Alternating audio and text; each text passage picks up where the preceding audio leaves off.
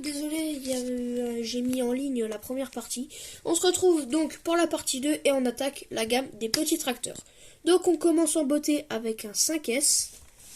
Voilà, un petit 5S des familles.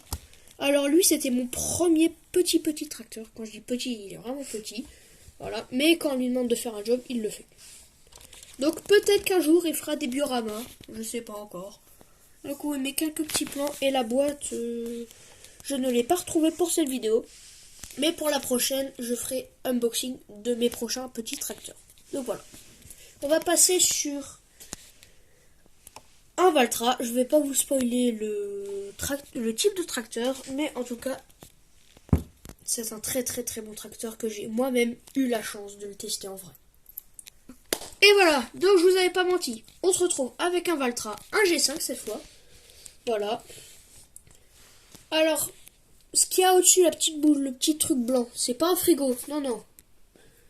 C'est pas non plus un four, non. C'est tout simplement un GPS avec l'antenne pour la radio et l'antenne, et l'antenne pour le GPS tout simplement.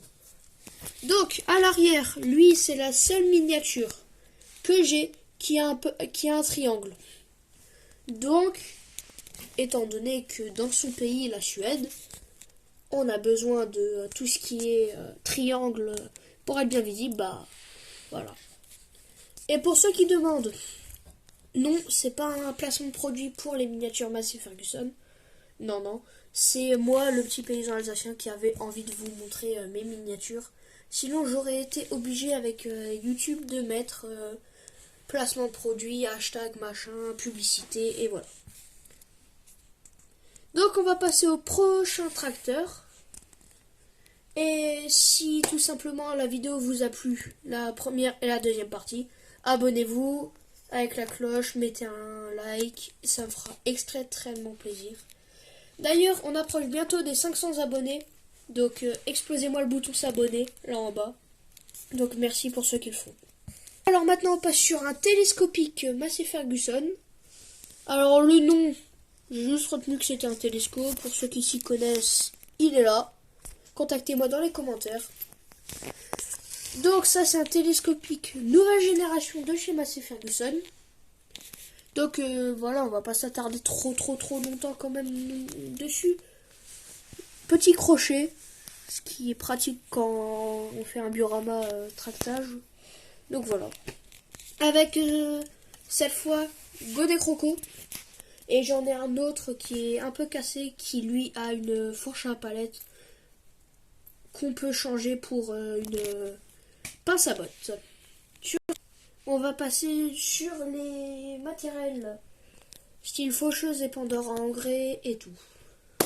Et là, on a une presse Massey Ferguson 520V qui est un peu poussiéreuse, excusez-moi, dans la vitrine où elle était, voilà. Donc ça, c'est ma première presse Massey Ferguson. Sachant que j'en ai encore une, c'est une Q, et une très grosse d'ailleurs. Donc elle, il y a tout qui est réaliste, les flexibles, la prise de force, les courroies là-haut, les petites courroies.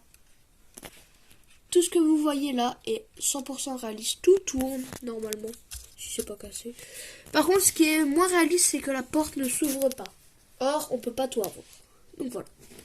On va passer sur la deuxième partie de la presse. Et voilà.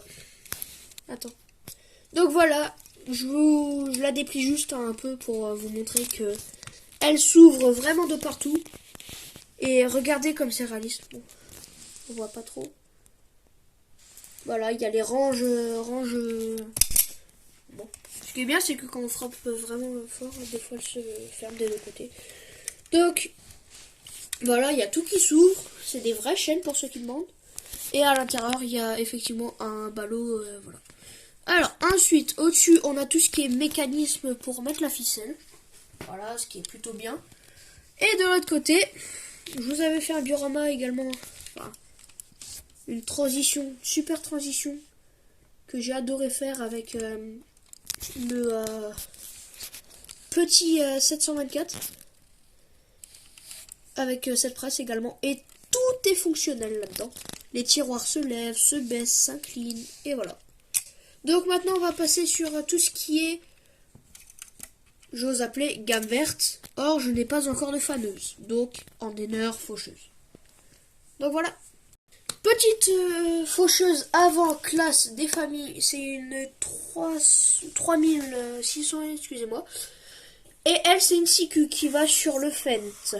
Avec, je vais vous lever les verres. Avec la petite attache. Et moi, je dis assembler avec le Fent, ça a de la gueule.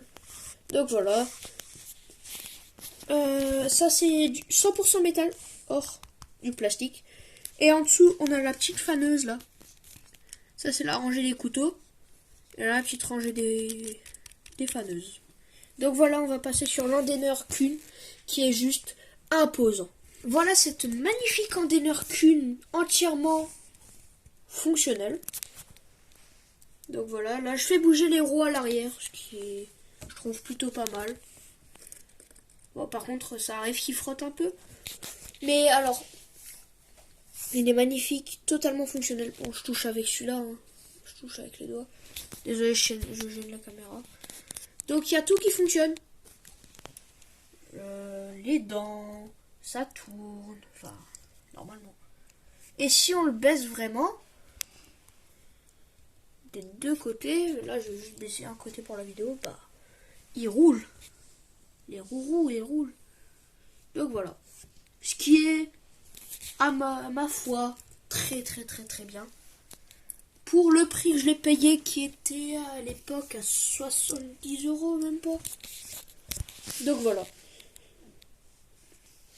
Et maintenant, on va passer à une autre miniature, mais un peu plus petite. Et là, cette fois, il n'y aura pas une miniature, mais deux miniatures en une. Alors, d'un côté, vous l'avez reconnu, un épandeur à engrais, et de l'autre, la cuve d'un semoir, où il manque juste une herse rotative, juste là, avec le petit crochet. Donc, d'abord, on va s'attaquer au semoir. Le semoir entièrement fonctionnel, on va dire, il y a juste ça qui s'ouvre pas, ce qui est normal. Donc, c'est un semoir juste sans outil de sol, c'est la cuve et travail de finition à l'arrière avec les petits râteaux, là.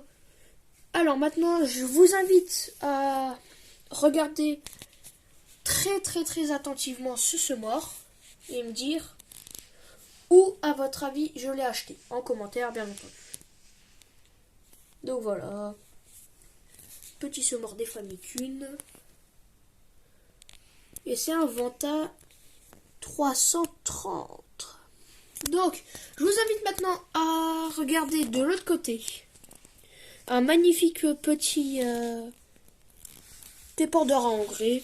Plutôt sympa. Et pour votre information, la bâche s'ouvre, bien entendu. Alors c'est une bâche en cuir. Ne me demandez pas pourquoi. Attelage, je sais pas trop quoi.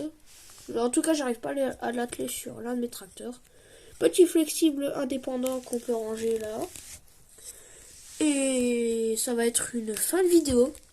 Surtout, si la vidéo vous a plu, n'hésitez pas à vous abonner à la chaîne YouTube. Et bonne journée à tous.